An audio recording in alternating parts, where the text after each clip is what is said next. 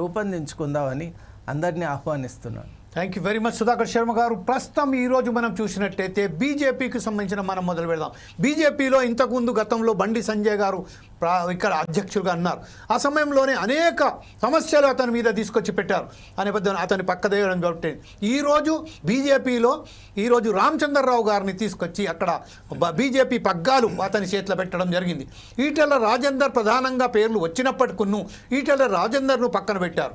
అలాగే మనం ఒకసారి చేస్తే నిన్నటి వరకు మన రాష్ట్రంలో ఉన్న తెలంగాణ రాష్ట్ర బీఆర్ఎస్ భారతీయ రాష్ట్ర సమితి అని చెప్పబడే పార్టీ అప్పటి వరకు అయితే బీసీలకు ఎక్కడ ఏ ప్రాధాన్యత ఇచ్చిందో తెలియదు. కానీ ఈరోజు కవిత గారు కల్వకుంట్ల కవిత గారు బీసీలను పెత్తం మేమే వారికి ప్రాధాన్యత ఇస్తున్నామని చెప్పుకుందబోతున్నారు. కాంగ్రెస్ పార్టీ ఈరోజు కేవలం మహేష్ కుమార్ గౌడ్ గారిని పగ్గాలు రాష్ట్రానికి సంబంధించిన పగ్గాలు ఇచ్చిన తర్వాత తన చేతులు దులుపుకున్నది. ఈ విషయంపై ఒకసారి ఫస్ట్ మనం పోచబోయిన శ్రీహరి యాదవ్ గారి దగ్గరికి వెళ్దాం. యాదవ్ గారు, ఈ విషయంపై మీరు ఎలా స్పందిస్తారు, దీన్ని ఎలా విశ్లేషిస్తారండి? మంచి ఫోర్ సైడ్స్ లో నేను గత కొంతకాలం నుంచి ఫాలో అవుతున్నా. సందర్భాన్ని బట్టి సమయాన్ని బట్టి మంచి సందర్భోచితమైనటువంటి చర్చ పెట్టిరన్నా. సామాజిక వర్గాల వారిగా ఈ రోజు అయితే ఒక సమాజం మొత్తము ఒక అలజడి ఉంది. పైనకు మనకు కనబడతలేదు కానీ లోపల ఒక పేలడానికి సిద్ధంగా ఉన్న అగ్నిపర్వతం లాగా, లోపల సునామీకి సిద్ధంగా ఉన్న సముద్రం లాగా ఇవాళ బీసీ సమాజం అంతా ఎదురు చూస్తున్నా. ఇక్కడ పార్టీల పరంగానో పార్టీ నాయకులుగానో మాట్లాడడం కాకుండా ఈ సామాజిక వర్గాల బిడ్డలుగా మేము చాలా సంతోషిస్తున్నామన్నా. ఒక విషయం మాత్రం నిజం, ఇవాళ కులవాళ్ళ వారిగా ఉన్నటువంటి కుల సంఘాలలో కూడా భావాల ఐక్యత లేదు. భావాలు ఉన్నాయి అందరికీ. మా ముదిరాజుల్లో యాదవులు బీసీలోని ఒక్క కులం అని కాదు, అందరిలో బీసీలు అయితే బాగుండు అని ఉన్నది.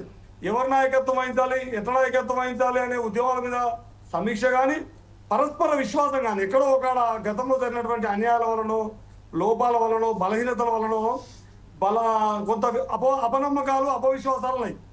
వీటన్నిటిని ఛేదించగలిగే విశ్వసనీయమైనటువంటి నాయకత్వం ఒక ఎత్తు అయితే భావాల ఐక్యత భావ సారూప్యత ఉన్న సంఘాలతోటి ఒక కార్యాచరణ తీసుకోకపోవడం కూడా ఒక కారణం అన్నాం. ఈ కారణం వల్ల సమాజంలో వాళ్ళు అనుకున్నదే ఆటగా మారుతుంది. మీరు ఇంతకుముందు చెప్పినట్టుగా 5% లేని మీరు విడివిడిగా చెప్పారు.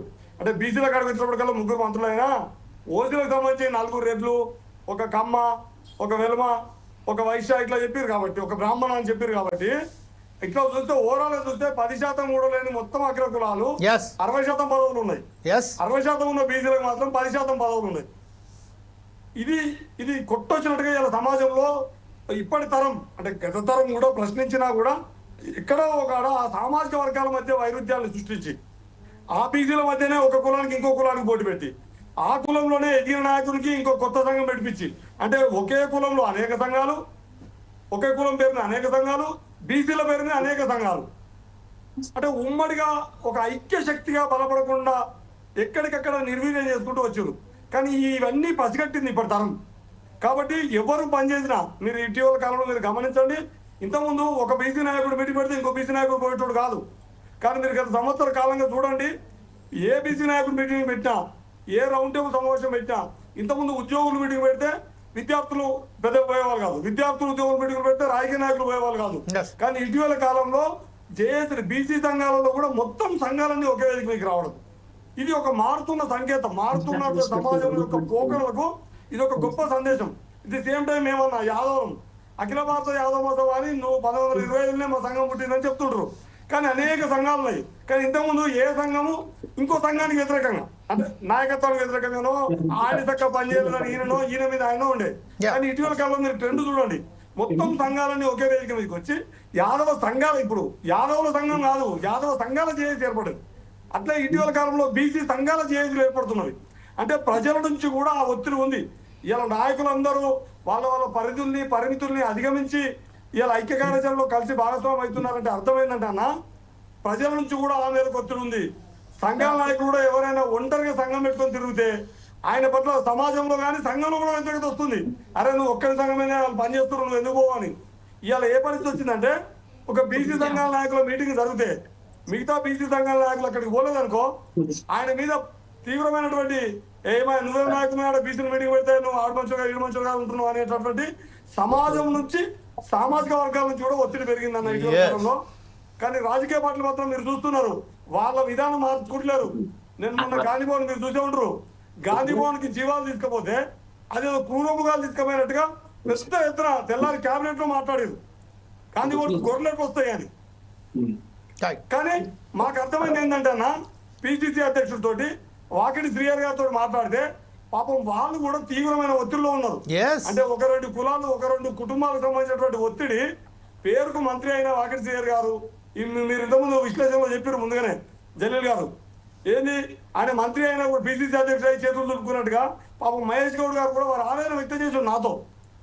మొన్న మేము గాంధీ భవన్ గొర్రెముట్టడికి పోయిన రోజున మిగతా వాళ్ళంతా రెచ్చగొట్టారు, ఎట్లా వస్తారు వీళ్ళు గాంధీ భవన్ కానీ పిసిసి అధ్యక్షుడు అట్లా అనలేదు. మన బిడ్డలు మన వర్గాల బిడ్డలు మనతో మాట్లాడడానికి వచ్చారు, కొట్టాడడానికి కాదని చెప్పి చర్చించుడు. వారు చర్చించినప్పుడు వాళ్ళ మాట తీరులో ఏమర్థమైందంటే, అన్న మొండిగా పోతుంది ఈ గవర్నమెంట్, మేము కూడా వ్యతిరేకిస్తున్నాం ఈ మొండితనాన్ని, ఈ ఏకపక్ష నిర్ణయాల్ని, ఈ అగ్రకుల అనుకూల విధానాల్ని మేము కూడా వ్యతిరేకిస్తున్నాం. మీరు బయట మీలాంటి వాళ్ళు పోరాడము మాకు కూడా బలమే. ఇది ఒక కొత్త వాతావరణం అన్న. మాతోటి చర్చలో పాల్గొన్న బీసీ మిత్రులు కూడా ఏం చెప్తున్నా అంటే, పాలక వర్గాలు ఉన్న బీసీ నాయకులని మనం దుమ్మెత్తి పోసి తిట్టడం బంద్ చేయాలి. వాళ్ళకు కూడా మన లాంటి బయట సమాజం నుంచి వచ్చే ఒత్తిడి కానీ, పోరాటం కానీ, ప్రజా ఉద్యమం కానీ వాళ్ళకు మరింత బలాన్ని చేకూర్చి ఆయా పార్టీలు కూడా అనివార్యంగా బీసీ అనుకూల విధానాన్ని, బీసీ అనుకూలమైనటువంటి నిర్ణయాలు తీసుకోవడానికి ఒక ఒత్తిడిని ఇంటర్నల్ గా పార్టీలో జరగాలి, బయట నుంచి సమాజం నుంచి కూడా ఒత్తిడి పెరగాలి. ఇవాళ సమాజంలో ఆ పరిస్థితి ఉన్నది.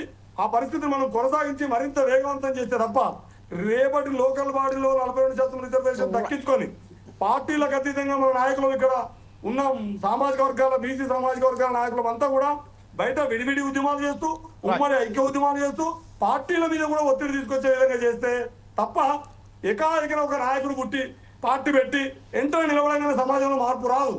మన ప్రజాస్వామ్యాన్ని, మన ప్రజావాదుల్ని విస్తృత భావజాలను వ్యాప్తి చేస్తూనే ఒక ఉద్యమాన్ని తీసుకొస్తే సక్సెస్ అవుతాం. శ్రీహరి యాదవ్ గారు, మరొకసారి మీ వద్దకు వస్తాను. ఇప్పుడు ప్రస్తుతం హనుమంతు ముదిరాజు గారు మనకు అప్పుడుతున్నారు కాబట్టి అధికారంలో ఉన్న